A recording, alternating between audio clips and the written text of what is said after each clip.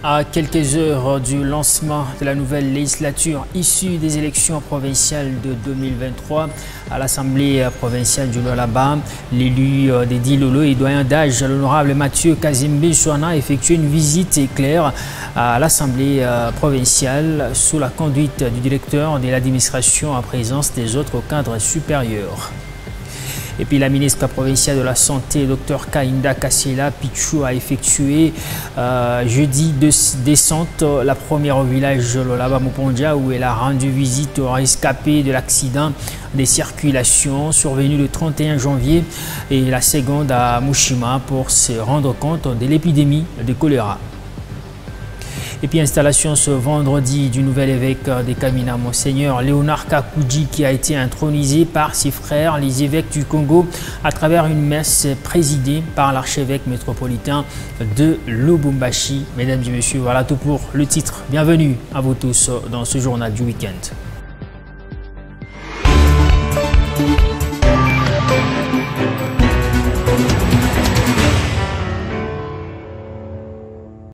Encore une fois, bienvenue mesdames et messieurs. Dans ce journal, la Commission électorale nationale indépendante a rendu publique la décision portant en publication des résultats provisoires de l'élection des députés nationaux du 20 décembre 2023 dans les circonscriptions électorales de Boudjala, Bomongo, Kikwit, Mankanza et Bomaïmbongo. La décision a été lue dans la nuit du vendredi 2 février au samedi 3 février 2024 sur la chaîne nationale par Patricien Céa, rapporteur de la Commission électorale nationale indépendante.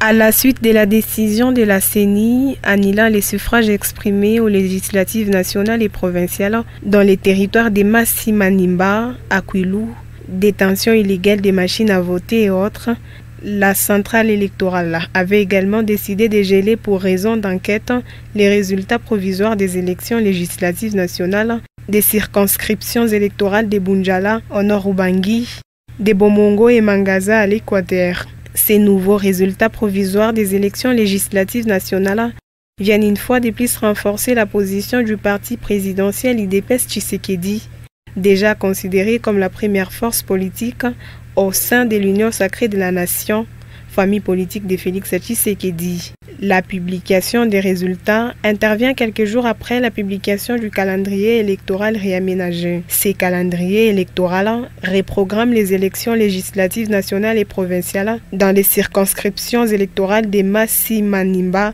Akwilu et Akoma au Nord-Ubangi le 28 avril prochain. Sur ce même chapitre, la validation du pouvoir des députés nationaux était le sujet à l'ordre du jour. Au cours de la plénière de vendredi, le président du bureau d'âge de la Chambre basse du Parlement a mis sur pied 26 commissions pour cette fin. Comme toujours, la présence de Fifi Masuka a connu un engouement. Ainsi, la concrétisation remarquable de la vision Tshisekedi force l'administration, même en dehors du Lualaba. Les détails dans ces images. La session extraordinaire de la nouvelle législature poursuit son cours sous l'égide du bureau d'âge, chapeauté par Christophe Mosso. La plénière de vendredi 2 février a porté sur la validation du pouvoir des élus nationaux à la lumière de l'article 114 de la Constitution, alinéa 1. La présence de la gouverneure du Lualaba et des députés nationaux de sa plateforme politique était encore remarquable. Dès son arrivée au Palais du Peuple, Marie-Thérèse Masuka Saini a encore attiré l'attention. Le président du bureau d'âge a annoncé la mise sur pied de 26 commissions sur base des 26 provinces que compte la RDC. Elles auront entre autres pour tâche de vérifier les dossiers individuels des élus. Le doyen des députés nationaux du Congo-Kinshasa a donné 5 jours de travail aux commissions qui devront présenter leur rapport. Les animateurs de ces commissions seront assistés des membres des services de l'administration de l'Assemblée nationale. Mbosoko Diampoanga a invité ses collègues à la régularité, la ponctualité et à l'assiduité pour s'acquitter de leurs devoirs constitutionnels. Au sortir de l'hémicycle, la gouverneure Masuka Saini avait encore du mal à quitter le lieu. Plusieurs compatriotes n'ont cessé de lui exprimer leur sympathie. Ce qui convient d'affirmer que l'ampleur de la mise en œuvre de la vision Tshisekedi par Marie-Thérèse Masuka Saini force l'admiration même en dehors de la province du Lualaba. Quelques heures seulement nous séparent du lancement de la nouvelle législature issue des élections provinciales de 2023 à l'Assemblée provinciale du Lualaba. L'élu des Dilolo et doyen d'âge, l'honorable Mathieu Kazembe Soana, a effectué une visite éclair au bâtiment de l'Assemblée provinciale sous la conduite du directeur de l'administration en présence des autres cadres supérieurs. Les détails avec nos confrères de la presse de l'Assemblée provinciale du Lualaba.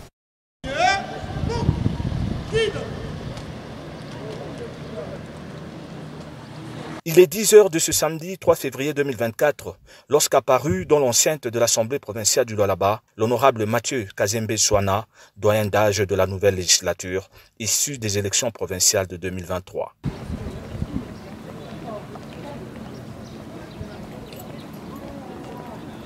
Accueilli par les cadres supérieurs de l'administration de l'Assemblée provinciale du Lualaba, l'honorable Mathieu Kazembe Soana a effectué une visite éclair des bâtiments de cette institution, de la salle des plénières où les renseignements détaillés lui ont été fournis sur le déroulement des activités. Le doyen d'âge a exprimé sa satisfaction au regard de cette première étape. Très beau.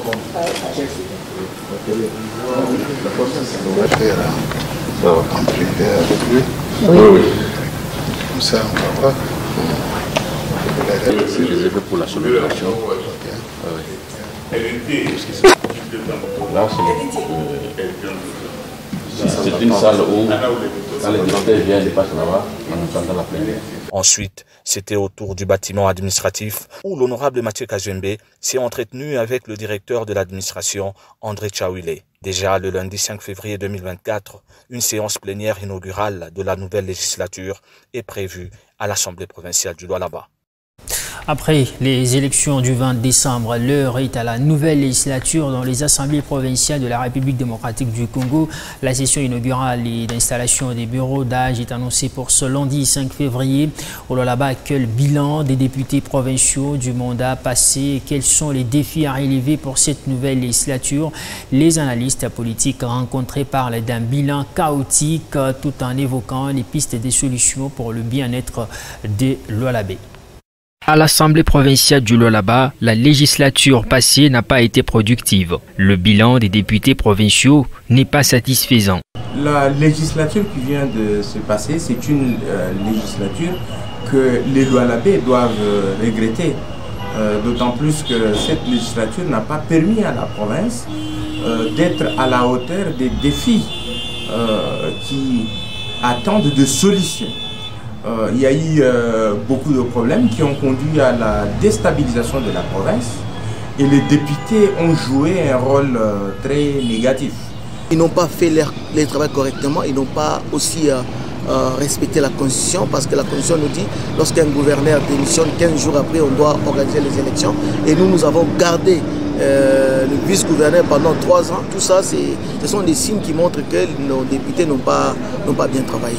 Le législatif a très peu contrôlé l'exécutif, ce qui a posé comme conséquence bien évidemment une certaine familiarité. On a même vu bien évidemment une approximation quelque peu douteuse entre l'exécutif et le législatif. C'est un bilan mitigé par le fait que vous allez voir vous-même la sanction qu'il y a eu. Peu ont été réélus parce que cela prouve à suffisance que le peuple ou la population de la baisse n'a pas été du tout d'accord avec ce qu'avaient fait les députés de la dernière législature. Plusieurs élus étaient à la solde de l'exécutif, évoquent ces analystes. La question qui concerne le contrôle, les députés ont été quasi absents, ils étaient des accompagnateurs de l'exécutif. En train de les psalmodier, en train de les louer en lieu et place de contrôler, même sur le plan de la production législative, c'est une production qui est moindre. Du coup, il faut effectivement regretter cette législature. Le manque d'implication dans le social de la population, nous avons vu des processus de délocalisation chaotiques comme des ventes de parcelles, des petits pains. Certaines multinationales ou certaines entreprises de la place se sont taillé la plus grande part et la population a pleuré. Nous n'avons pas vu l'implication réelle de ces élus dans ces questions essentielles. Il y a même eu très peu d'édits qui ont été votés. Je pense que sur un quinquennat, 5 ans, on pouvait avoir pour une moyenne de 10 édits par an, même 50. Pour cette nouvelle législature, les défis à relever sont énormes. Bon, les défis à relever, c'est d'abord la communication. La communication doit être démise entre les députés et la population lualabaise. Ils doivent expliquer ce qu'ils ont fait. Ça, c'est la première des choses. Les défis à relever, c'est de voir si la délocalisation doit continuer. On doit changer la donne. Qu'on applique seulement le prescrit du code minier par rapport à la délocalisation. Si une société, et non pas ce que nous voyons aujourd'hui, il y a beaucoup de pleurs pour ce qui concerne les délocalisés. Le premier défi est de permettre à ce que les richesses du Lualaba puissent profiter aux Lualabais par le biais de l'amélioration de la qualité de nos infrastructures.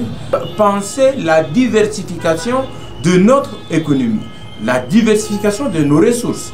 Il est temps que la province du Lualaba puisse penser à la production d'une expertise, à la production d'une main-d'œuvre qui puisse être captée par les entreprises minières qui œuvrent par-ci, par-là. Et les députés ont un autre défi individuel, c'est celui de comprendre qu'ils représentent le peuple et non leur regroupement ou parti politique. Les députés qu'on a su voter cette année, je pense que cette année on doit respecter la constitution, respecter qu'il y ait au moins un président qui sera à l'Assemblée provinciale, qui doit surveiller le gouvernement provincial, faire en sorte que le gouvernement provincial travaille au profit de la population. Des attentes pour ceux qui sont venus aujourd'hui, pour les élus qui viennent d'entrer en course, c'est de tirer les leçons du passé, d'apprendre, de nous écouter aussi dans la mesure du possible, de bien s'entourer, de lire. Il ne suffit pas d'aimer seulement le Congo, de s'entourer des bonnes personnes qui peuvent permettre à ce que les élus se transcendent pour la population parce que ça en vaut la peine. Beaucoup ne sont pas revenus, ils peuvent... Pour cette nouvelle législature, la session inaugurale est annoncée ce lundi 5 février pour validation du mandat des élus et installation du bureau d'âge. Et puis après la publication des résultats de l'élection au niveau provincial, un collectif des jeunes intellectuels du Lualaba, à travers une déclaration faite devant la presse, a dénoncé ce qu'il qualifie de braquage électoral visant à écarter les vrais élus aux législatives nationales et provinciales de 2023 au détriment des nominations politiques. Il exige à cet effet la réhabilitation sans condition du professeur Sylvain Kantolomba Naweji, élu député provincial avec plus de 6000 voix des suffrages exprimés par la population de Kolwezi. L'essentiel de cette déclaration dans ce récit. Après avoir suivi de très près les résultats provisoires de législatives provinciales et nationales publiés récemment par la CENI, le collectif des jeunes intellectuels du Lualaba a exprimé son indignation au sujet de ce qu'il qualifie de braquage électoral, écartant les vrais élus à ces scrutins. Après avoir suivi la proclamation des résultats des élections du 20 décembre dernier, nous exprimons notre indignation de constater un braquage électoral écartant le vrai élu voté par la population de la ville de Kolwezi et remplacé par des nominations politiques. Étant donné que ceci constitue une violation grave et inadmissible de la volonté du peuple souverain qui a porté son choix sur le professeur Sylvain Kantolomba Naweji, qui est une valeur sûre, une compétence attestée et éprouvée, une expertise avérée, un espoir promettant pour les Lualaba. En outre, il exige auprès des instances concernées la réhabilitation sans condition du professeur Sylvain Kantolomba Naweji, l'un des victimes de ce braquage électoral. Nous exigeons à toutes les instances impliquées la réhabilitation sans condition du professeur Sylvain Kantolomba Naweji, qui a reçu la confiance de 6109 Lualabais ayant voté massivement pour lui, le plaçant ainsi parmi les 3 meilleurs élus au niveau provincial dans la ville de Kolwezi, mais hélas, écarté injustement pour des raisons obscures et inavouées. Les membres de ces collectifs qui restent engagés dans la promotion des valeurs positives et la défense des intérêts communs ont par ailleurs dénoncé toutes les manœuvres politiciennes foulant aux pieds la volonté manifeste du souverain primaire. Les collectifs se réservent le droit d'entreprendre des actions pacifiques de grande envergure si l'on s'évertue à fouler aux pieds impunément la volonté du peuple souverain. Cette déclaration faite devant la presse est une façon pour ces collectifs d'interpeller les animateurs des institutions publiques à respecter l'expression démocratique du peuple traduite par les votes de ses propres dirigeants. Autre chose, dans ce journal, la ministre provinciale de la Santé, Dr Kainda Kasela, a effectué 2 descentes. La première au village de Lualaba, Mupondia, où il a rendu visite aux rescapés de l'accident de circulation survenu le 31 janvier dernier. Et la seconde à Mushima pour se rendre compte de l'épidémie de choléra. Au nom de l'autorité provinciale à mission à Kinshasa, la patronne de la santé en province a remis un lot important de médicaments aux responsables de l'hôpital de Lualaba pour la prise en charge de blessés. Aussitôt avoir appris la nouvelle de l'accident de circulation survenu dans la soirée du mercredi 31 janvier à hauteur du village Kisanfou, faisant état d'une dizaine de morts et de plusieurs blessés, la ministre provinciale de la Santé, Dr Kainda Kasela Pichou, était tôt dans la matinée de ce jeudi 1er février au chevet des rescapés internés à l'hôpital général des références Mupanja du village Lualaba. Au nom de la gouverneure Masuka Saini Fifi, un lot de médicaments a été remis aux responsables de l'hôpital pour la prise en charge des blessés. Dr Emmanuel Dibou, médecin directeur, fait l'état des lieux. À l'hôpital, nous avons reçu 6 cas et parmi ces 6 cas de blessés, 2 sont décédés quelques minutes à l'arrivée de l'hôpital. Actuellement, nous sommes restés avec 4 cas. Parmi les 4 cas, on a amputé des jambes 2 cas. Et les autres là sont des fracturés. Il y a eu une aide, une intervention du ministre de la Santé, en charge de la Santé qui est venu avec un lot de médicaments pour la meilleure prise en charge de ces blessés qui sont au sein de l'hôpital. Faisant d'une pierre 2 coups, la ministre provinciale de la Santé, Dr Kainda Kasela Pichou, accompagnée de Dr Francis Kambol, chef de la division provinciale de la Santé, a pris le chemin vers les groupements Mushima dans les villages qui portent le même nom pour se rendre compte de l'épidémie de choléra. Une première pour une autorité sanitaire, a dit le chef Mushima.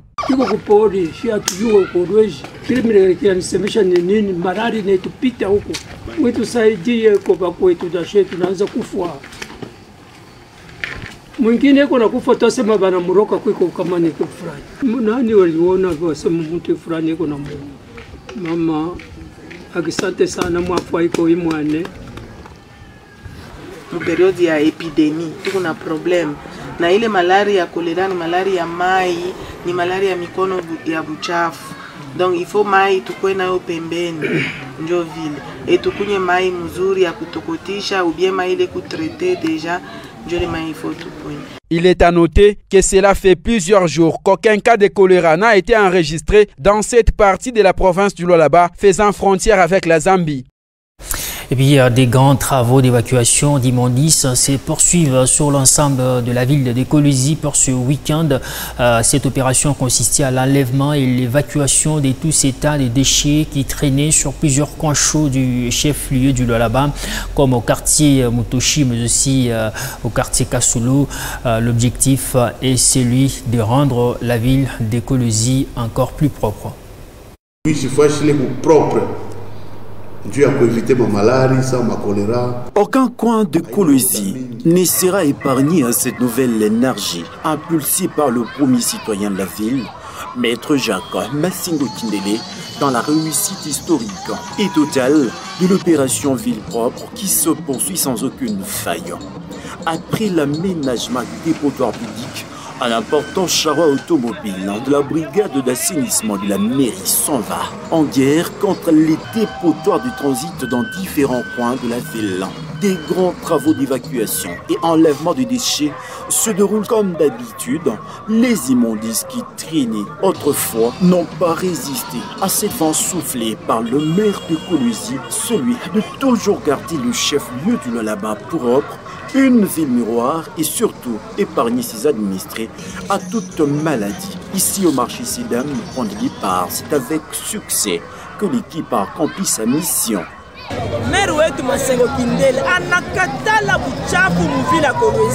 La satisfaction est totale chez la population marchande comme environnante qui témoigne de l'attachement particulier du maire de Kolwezi à sa population.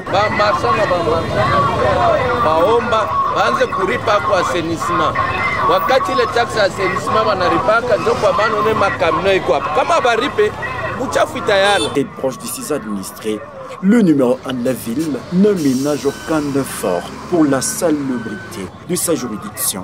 Des grands moyens y sont orientés aux Kolweziens du Séranger d'Orière, sa vision transformatrice. Ces travaux de grande envergure se poursuivent sur l'ensemble du chef-lieu du Lualaba. Et puis, les bureaux du quartier de la police nationale sous commissariat de Moussonoï ont été inaugurés le week-end par Françoise Mangweji, bourgmestre de la commune de Dilala. Une double cérémonie à laquelle ont pris part le chef de quartier, le commandant de la PNC ainsi qu'une poignée de cadres de base a été organisée. Plus ample détail dans ce reportage. Dans sa mission de doter l'administration des quartiers de sa municipalité des infrastructures modernes, Françoise Mangweji Kouara, bourgmestre de la commune de Dilala, a successivement inauguré les nouveaux bureaux modernes du quartier de Moussonoï et du sous-commissariat de la police. Population ya Moussonoï, kama muko na mambo ni nyumba yenu. Après une année de gestion, Françoise Mangweji Kouara a su fournir à ses administrés de Moussonoï des infrastructures viables selon la vision du chef de l'État matérialisée en Provence par la gouverneure Fifi Masuka Saini. Napiki aksanti président de la République kwa confiance artufanishia. Elle dit: je dis merci au chef de l'État pour la confiance qu'il nous a fait. Nous avons dans peu de jours prouvé de quoi nous sommes capables. Merci à Maman Fifi qui nous a montré le chemin. Njoko natupatia ile vision tuko namfuata ni Mukongo.